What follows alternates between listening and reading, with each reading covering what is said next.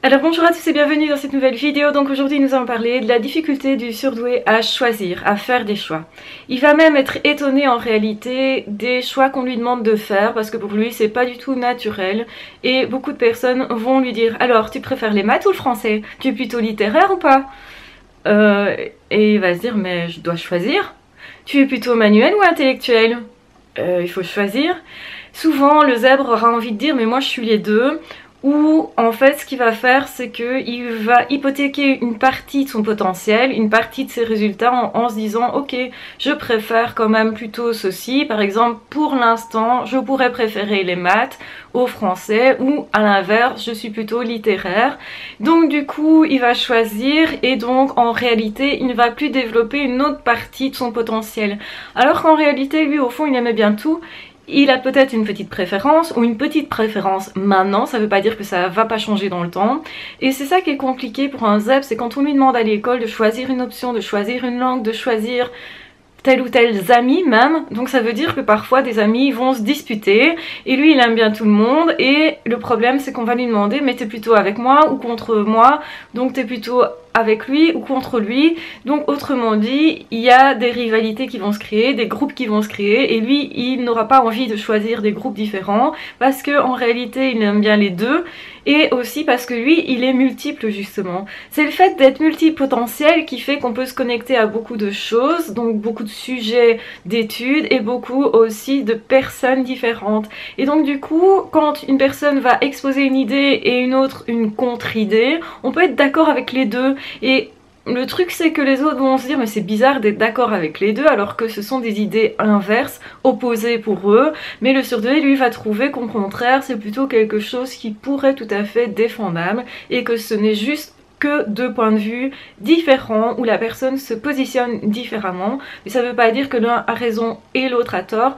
Et donc lui il est comme ça un petit peu en train de se dire mais les autres ils trouvent ça bizarre donc je dois choisir. Le risque c'est de choisir des amis plutôt que d'autres, de devoir absolument se positionner aussi à l'école, ça veut dire qu'on hypothèque toute une série de possibles. Et ça c'est quelque chose d'angoissant pour le surdoué qui se dit mais si je me trompe, qu'est-ce qui va arriver par exemple si je me trompe d'amis, si j'ai envie ensuite d'être amie avec les autres, et moi j'aurai ces envies là qui vont justement être très fortes, très présentes, et aussi de la curiosité du zèbre qui est plutôt exacerbée.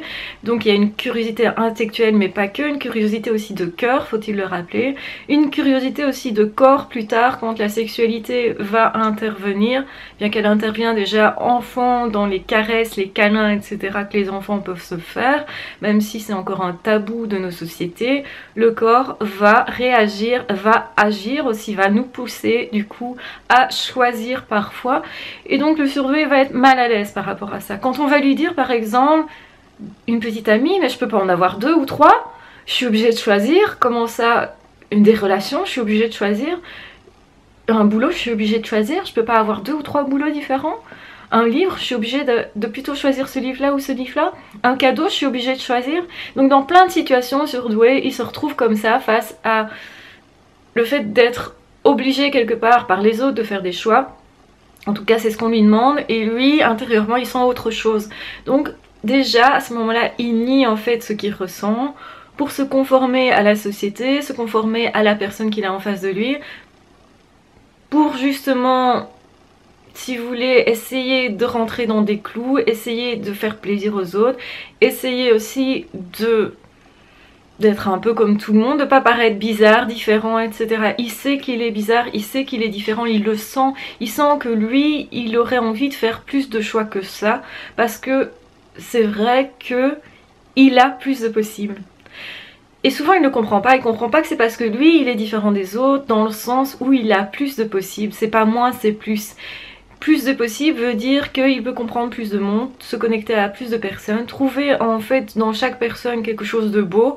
Souvent le surdoué peut effectivement apparaître être un bisounours justement parce que dans l'autre pour lui il y a toujours quelque chose de magnifique, même s'il cohabite aussi des choses moins belles et il trouve ça normal. En fait, à un moment donné il doit comprendre que chaque personne a des côtés très positifs et des côtés parfois très sombres aussi, et que c'est tout à fait normal. Et c'est comme ça aussi pour toute activité, il y a des positifs, il y a des moins positifs dans chaque situation, dans chaque personne, dans chaque relation, etc. Quand il fait le deuil de chercher la perfection parce que lui il est ébloui par le côté positif, etc., quand il comprend qu'il peut dépasser tout ce qui ne lui plaît pas, ne lui convient pas, etc. Quand il comprend que s'il laisse tomber quelque chose, il peut y revenir plus tard, eh bien ça le soulage énormément. Donc le surdoué, c'est quelqu'un qui veut pas choisir en fait. C'est quelqu'un qui sait très bien ce qu'il veut, parce qu'il a des impulsions aussi, parce que ça veut dire qu'il est passionné par plein de choses. Donc quand je parle d'impulsions, c'est pas des impulsions de l'ordre de l'agressivité, de la violence et des choses comme ça, pas du tout. C'est plutôt j'ai envie de ça mais j'ai vraiment envie. Et quand il y a vraiment cette envie là, ça peut surprendre déjà sentimentalement parce que ils peuvent mettre une pression incroyable aux autres aussi. Au niveau du travail pareil, quand ils veulent vraiment quelque chose, bien entendu, ils vont y aller, surtout s'ils sont assez confiants en leurs capacités, surtout s'ils savent qu'ils peuvent, ou bien s'ils ne se posent même pas la question. Quand un surdoué se pose la question de la légitimité, effectivement, ça pourrait le bloquer, l'arrêter, etc. Quand le surdoué se pose la question par rapport à ce que les autres veulent, donc pourquoi est-ce que les autres veulent que je choisisse, donc ça veut dire que je dois choisir. Si je me conforme à ce que les autres veulent, et bien forcément, je perds une partie de moi. Et aussi, je me nie moi. Donc c'est le risque toujours de tomber dans le faux self, de faire semblant, de faire comme les autres, mais de pas faire ce que je ressens moi profondément. C'est aussi le risque de pas se comprendre, de pas comprendre que justement nous avons différentes impulsions, qu'elles varient, que ce ne sont pas les mêmes à tel ou tel moment et qu'on a le droit aussi d'aimer plein de choses à la fois. Que ça ouvre la vie et que ça l'ouvre d'autant plus justement de s'intéresser à beaucoup de choses et à beaucoup de personnes. La seule chose c'est que parfois c'est une gestion. Il faut arriver à gérer plein de personnes à la fois, à gérer plein de passions à la fois, à gérer plein d'études à la fois. Donc souvent le surdoué il a envie de s'inscrire dans plein d'écoles différentes et justement quand il est bien dans ses baskets, en tout cas il a envie de beaucoup de choses. Un surdoué épanoui c'est un surdoué qui a envie de beaucoup de choses, qui a envie de se déployer et qui en fait ne se fout pas vraiment la paix parce que lui il a besoin d'avancer. Et donc quand les autres vont lui dire mais calme-toi un peu, etc., repose-toi un peu ou fais autre chose ou reste peinard là, le surdoué peut être quelqu'un qui par exemple ne supporte pas les vacances à la mer où il se passe rien, où il reste sur la plage comme ça. Il a besoin de découvrir. S'il y a d'autres personnes à découvrir sur la plage, il n'y a pas de problème.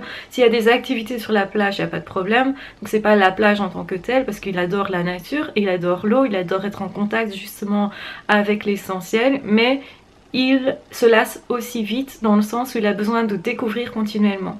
Donc ça veut pas dire qu'il n'aime pas ce qu'il voit, ça veut dire que lui il a besoin d'autre chose, il a besoin de nourriture intellectuelle, de stimulation aussi spirituelle, de stimulation au niveau du corps et de stimulation au niveau du cœur surtout.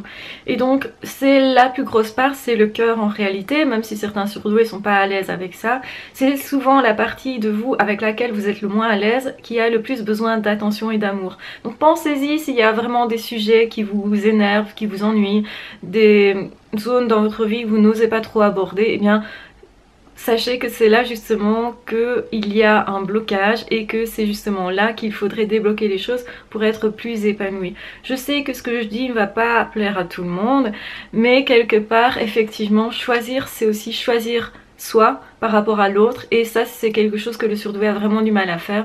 Se choisir soi, se faire passer à certains moments en priorité, c'est quelque chose qui dérange parce que le surdoué estime que chacun a une place et souvent survalorise la place de l'autre, survalorise aussi l'intention de l'autre et les besoins des autres parce qu'ils les perçoivent beaucoup plus, parfois même plus que ses propres besoins. Donc là il y a un réel danger aussi. Donc ne choisissez plus, choisissez tout à la fois. Ne choisissez pas d'être heureux que en amour ou que en amitié ou que dans le travail. Vous avez le droit d'être heureux partout et surtout de choisir plusieurs choses, plusieurs travails, plusieurs amitiés, plusieurs idées même qui paraissent contraires. Si vous êtes intéressé par étudier telle ou telle chose, ne vous limitez plus simplement. C'est comme ça que vous serez plus heureux et plus à l'aise avec vous-même parce que vous ne vous niez plus. Être son meilleur ami, c'est surtout ça, c'est se respecter soi et respecter aussi ce dont on a besoin. Voilà, je vous embrasse bien fort, je vous aime très fort, prenez bien soin de vous. N'hésitez pas à vous abonner à la chaîne si vous voulez ne manquer aucune des vidéos. N'hésitez pas aussi à commenter, à partager. Et de toute façon, on se retrouve aussi très vite dans d'autres vidéos ou dans d'autres podcasts. Ah, ciao, bye bye!